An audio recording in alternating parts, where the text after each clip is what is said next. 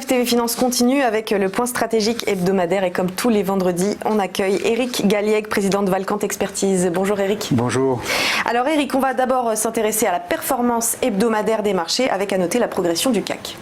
Progression assez significative de l'ordre de 0,5 à 1% pour cette dernière semaine. La progression est plus importante aux États-Unis puisque donc les indices américains sont en quasi pleine euphorie puisqu'on a progressé de 1,5% à nouveau. On est au plus haut historique, on les a dépassés. Du côté du taux de change de notre monnaie, donc on a une baisse de l'euro de 0,6% qui est donc consécutive à la force du dollar qui accompagne la hausse des marchés. Alors si maintenant on regarde ce qui s'est passé cette semaine, on peut voir bien qu'on peut faire un focus sur l'économie américaine principalement. Alors, peut-être reflétant, la bourse a probablement reflété l'économie américaine qui a l'air d'accélérer. On a eu quelques bonnes nouvelles cette semaine sur des indicateurs avancés ou des indicateurs concrets de cette économie américaine qui peut-être est en train d'accélérer.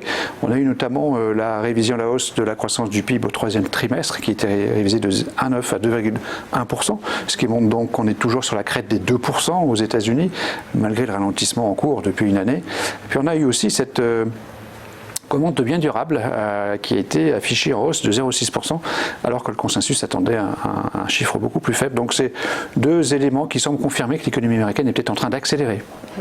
Autre événement important, c'est le rachat d'actions par les entreprises européennes. C'est une étude qui a été faite par JP Morgan et sur la base de données de Bloomberg et du MSCI notamment, et qui est assez impressionnante. Elle montre que depuis 12 mois, depuis une année glissante, les entreprises européennes ont racheté leurs propres actions à hauteur de 230 milliards d'euros, ce qui est bien sûr très important, 5 fois plus que ce qui se pratiquait il y a 3 ans. C'est un phénomène très impressionnant qui montre d'ailleurs que la bourse finalement ne finance plus les entreprises, mais que ce sont les entreprises qui financent la bourse, qui financent les marchés financiers, comme le montre le graphique. C'est assez impressionnant, c'est bien sûr plutôt favorable à court terme, c'est pour ça que la notation associée à cette information est positive à court terme. Naturellement, l'organisation de la rareté du papier fait monter les prix, mais à long terme le questionnement est un petit peu différent. La conséquence est de notre point de vue plutôt négative, mais en tout cas c'est un élément favorable pour ce qui nous concerne, c'est-à-dire les éléments de court terme. Alors une petite note négative maintenant, direction l'Allemagne où il va falloir commencer à s'inquiéter dans le secteur des industries mécaniques. Alors l'association professionnelle très puissante des industries mécaniques allemandes a alerté en quelque sorte de la baisse de l'activité au cours de l'exercice 2019 et de 2020. Cette baisse pourrait être de 5% cette année et de 10% l'année prochaine. Donc ça confirme que l'Allemagne est en première ligne sur ce ralentissement économique et sur le marasme industriel mondial. Et c'est bien sûr plutôt une mauvaise nouvelle pour cette semaine.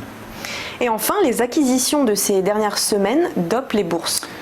À nouveau un élément favorable, un point favorable cette semaine, c'est la finalisation de l'acquisition de Tiffany par LVMH et par ailleurs de Ameritrade par Charles Schwab.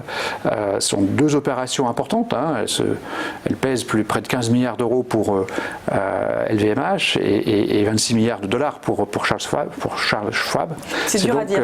C'est un peu dur à dire, mais ça montre bien que nous sommes toujours dans une phase de fusion-acquisition extrêmement importante et que tant que les taux d'intérêt resteront aussi bas, tant que les banques centrales auront cette politique d'hyper-liquidité, eh bien ces opérations-là vont se multiplier et vont favoriser la hausse des cours, car comme le montre le graphique, à chaque fois on a des primes importantes et ça motive les investisseurs à revenir sur les actions. C'est bien sûr un élément plutôt positif. Du coup, Éric, votre synthèse cette semaine, elle est plutôt positive? Synthèse positive, plus 2, donc une notation d'actualité favorable, ça fait plus 4 en glissement mensuel pour ce mois écoulé. Donc on a eu des éléments favorables sur l'économie, donc l'économie américaine, les rachats d'actions, d'un point de vue financier c'est positif, les acquisitions aussi pour les entreprises, ça fait une réduction du bénéfice par action et ça attire les investisseurs. Le seul élément un peu négatif, c'est bien sûr cette alerte de la fédération, enfin de l'association allemande du secteur de la mécanique qui annonce donc des baisses d'activité importantes. Et donc pour terminer, Éric, quelles sont les recommandations d'investissement? Alors nous sommes cohérents avec notre méthodologie. Jusque maintenant, donc, nous avons proposé la prudence sur les marchés. Alors le marché sort par le haut. Il entérine finalement une situation nouvelle d'hyperliquidité, non pas transitoire mais permanente. C'est le grand enseignement de l'année 2019. Il faut en tirer donc les conclusions. Et donc dans le cadre de notre mise à jour annuelle du scénario de marché que nous présenterons mardi prochain, nous sommes effectivement dans une configuration où nous allons relever l'ensemble de nos hypothèses concernant le CAC 40 et les actions en général, sur la base donc de ce maintien de l'hyperliquidité, et donc proposer un retour sur les actions en soignant les points d'entrée, donc en attendant une baisse technique qui devrait avoir lieu dans les semaines qui viennent.